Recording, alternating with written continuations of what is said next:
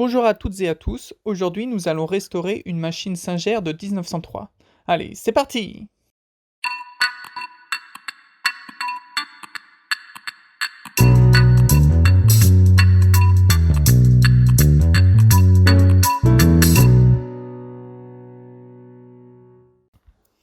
Alors pour savoir de quelle année est votre machine, il suffit tout simplement de regarder le numéro de série qui se trouve à la base de la machine.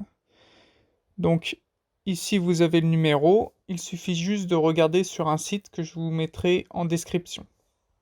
Sur cette machine, il va falloir réparer le support de la machine qui est en bois, qui a été cassé. Donc c'est ce morceau de bois qui retient la machine. Il faut réparer l'étagère intérieure qui a pris un coup de machine et donc qui est cassée. Et enfin, le plateau supérieur qui est fortement abîmé, mais je pense qu'un bon coup de ponçage devrait faire l'affaire, même s'il y a des petits accros, je pense que je vais le laisser comme ça. Première étape, c'est d'enlever toute la quincaillerie, donc que ce soit les petites attaches, les serrures, les charnières, mais également la roue qu'on va enlever et repeindre.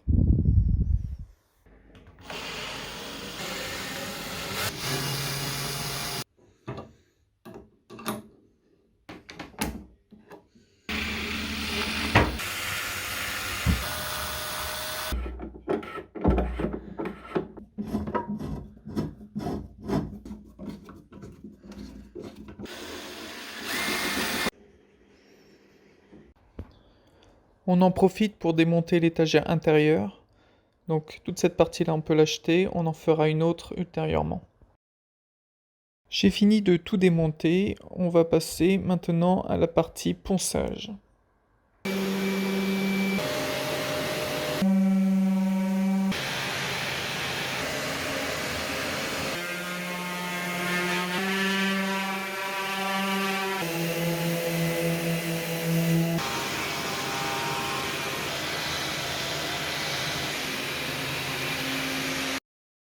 La partie ponçage est désormais terminée, maintenant on répare les parties en bois. Alors, pour la partie support, on va recoller ces deux bouts de bois à l'aide de colle à bois. On les met comme ceci. Donc, on va mettre de la colle sur les deux côtés. On en met bien pour bien que ça colle.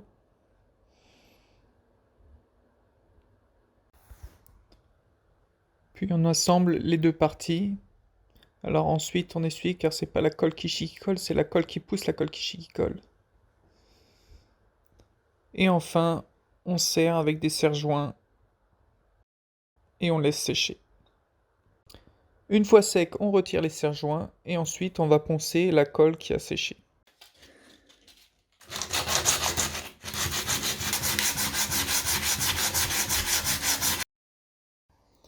Voilà, la partie support est réparée.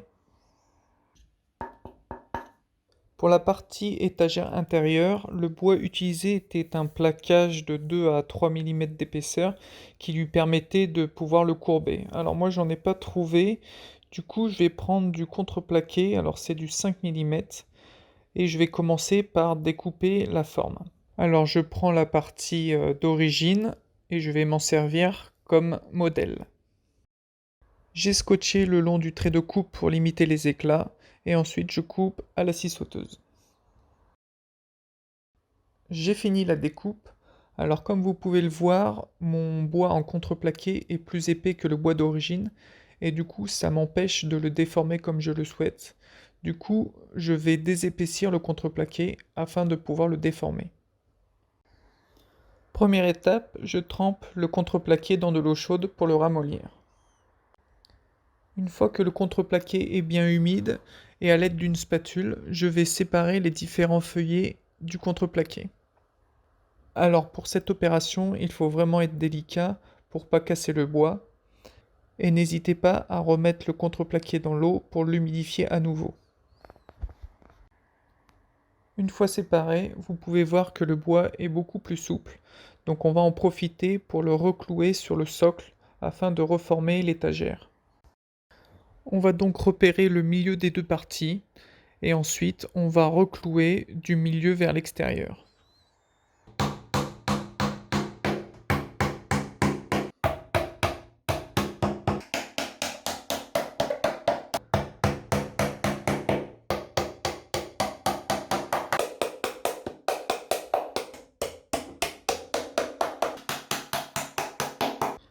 Et voilà, l'étagère intérieure est réparée.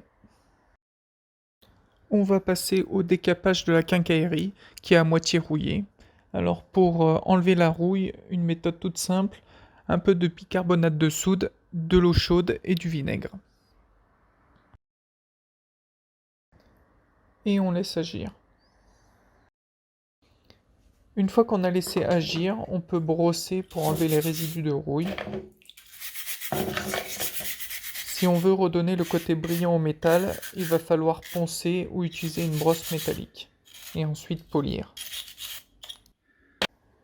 Une fois séché, on en profite pour passer un lubrifiant sec. Nous allons également porter une attention particulière au roulement à billes de la bielle. Donc pour cela, nous allons commencer par le tremper dans du dégraissant.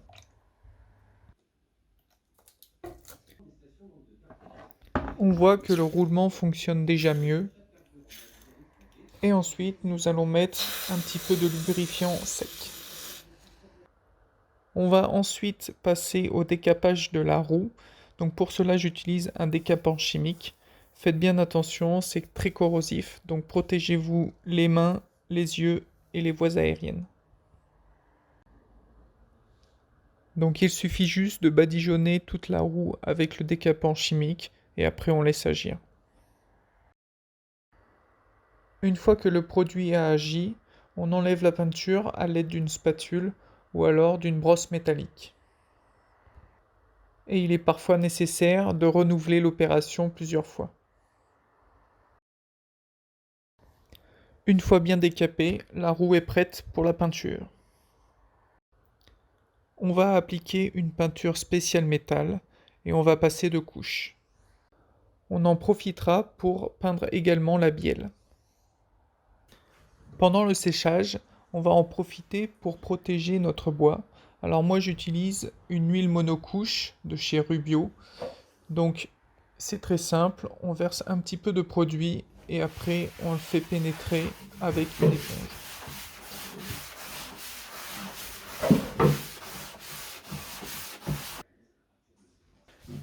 C'est très rapide et c'est très simple. Une fois appliqué, c'est sec immédiatement.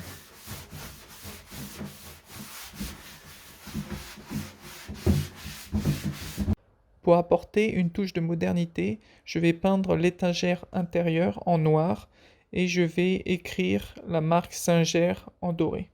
Donc pour cela, je commence par peindre l'étagère avec une peinture noir brillant. Je vais ensuite réaliser un pochoir afin de reporter l'écriture sur l'étagère.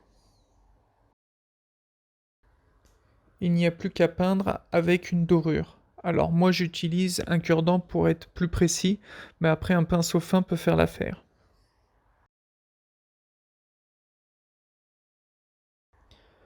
Avant de passer au remontage, on va en profiter pour nettoyer la machine.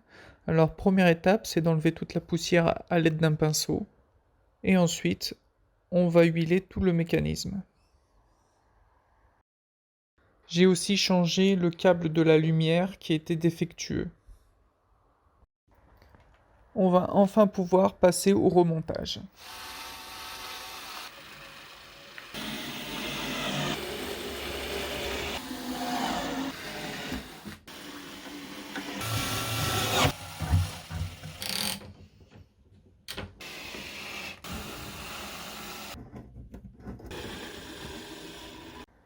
Il n'y a plus qu'à replacer la machine en l'insérant dans les deux pignons qui se trouvent ici.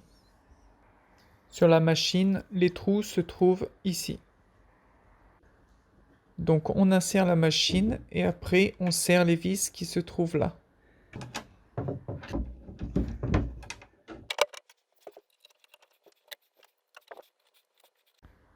On remet la courroie au niveau de la machine, mais aussi au niveau de la roue de la pédale. La restauration de cette machine de 1903 est désormais terminée. N'hésitez pas à vous abonner et à mettre un petit pouce bleu si vous avez aimé.